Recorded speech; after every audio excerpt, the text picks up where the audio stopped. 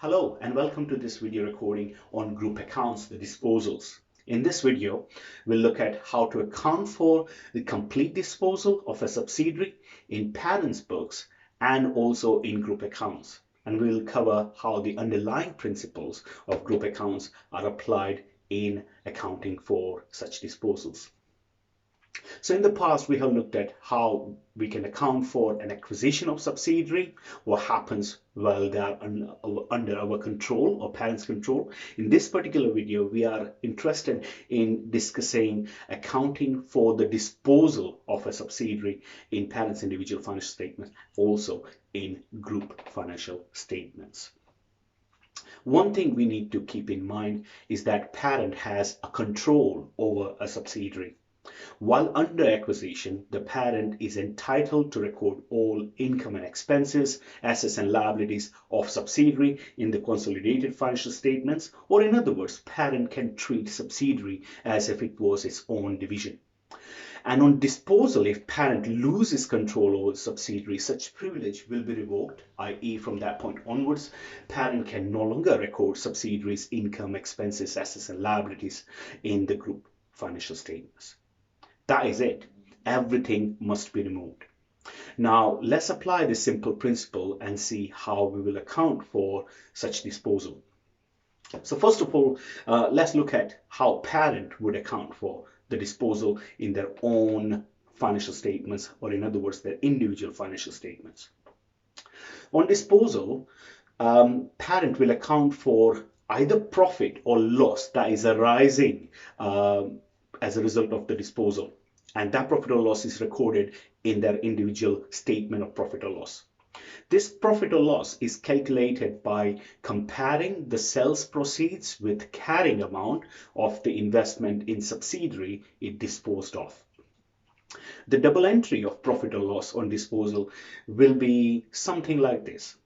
First, we debit cash that we received on disposal, then credit investment in subsidiary at carrying amount, which usually is the original cost paid, and then the remainder of the balance will be either debited as loss in statement of profit or loss or credited as profit. So that was how we account for disposal of subsidiary in parent's own individual financial statements. We'll now look at how the group will account for such disposal in the group financial statements. That's more interesting. The parent may decide to dispose of either entire stake in the subsidiary, or there may be just a partial disposal.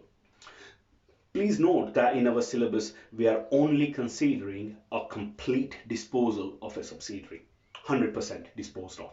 So for example, if parent had acquired 70% stake in the subsidiary, the disposal scenario for us would be where the parent offloads the entire 70% shareholding. So how are we going to account for it? Let's have a look.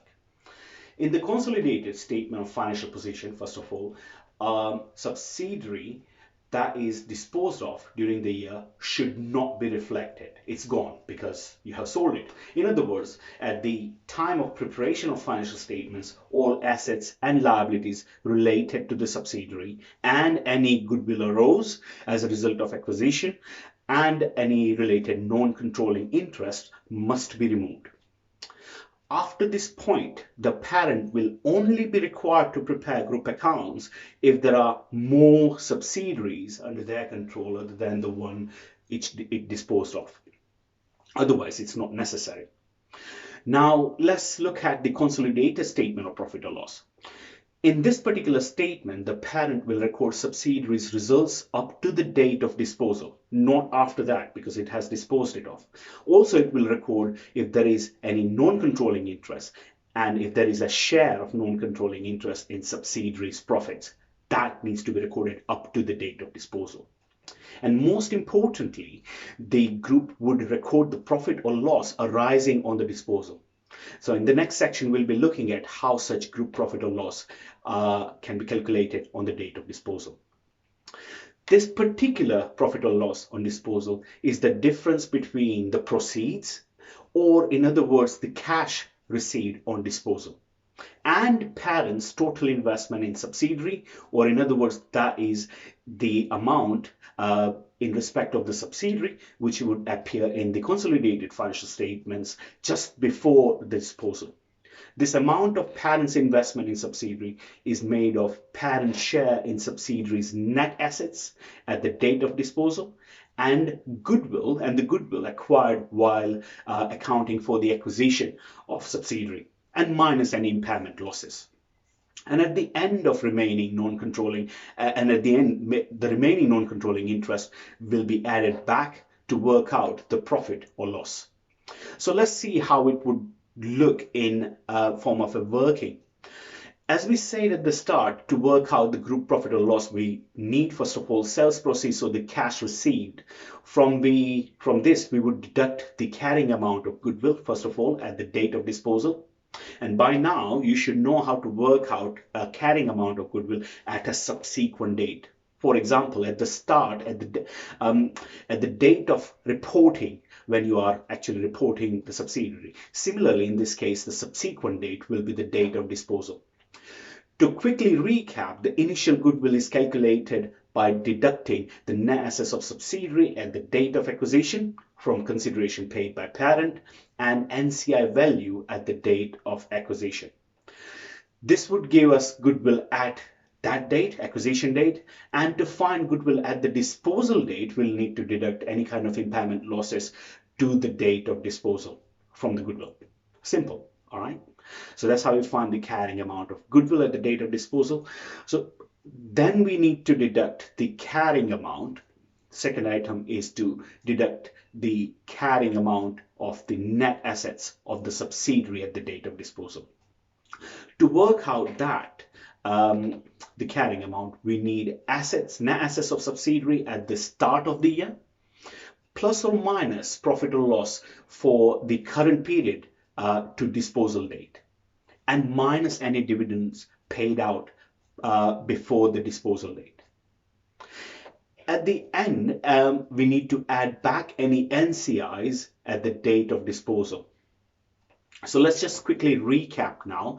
To work out group profit or loss on disposal, we will need sales proceeds first of all from the disposal, and from there we'll deduct the goodwill at the disposal date, and then we'll deduct the carrying amount of the net assets of the subsidiary at the disposal date, and then we'll add back the NCI. This will give us overall group profit or loss, okay, which will then be reported in consolidated statement of profit or loss. So let's quickly summarize now what we have covered so far. In our syllabus, we are only covering complete disposal of a subsidiary. In parent's individual financial statements, parent will record profit or loss arising on the date from the disposal in the statement of profit or loss. For the group financial statements, all assets, liabilities, goodwill, and non-controlling interest will be removed from consolidated SFP. In consolidated statement of profit or loss, group would record subsidiaries results up to the date of disposal, NCI share in subsidiaries profits or loss up to the date of disposal, and lastly any profit or loss arising on disposal. And we discussed how to work out such profit or loss for the group. In the next video, we'll apply these concepts to a particular problem and see how it works in practice. So I hope you have enjoyed this session, and thank you very much for watching, and all the very best.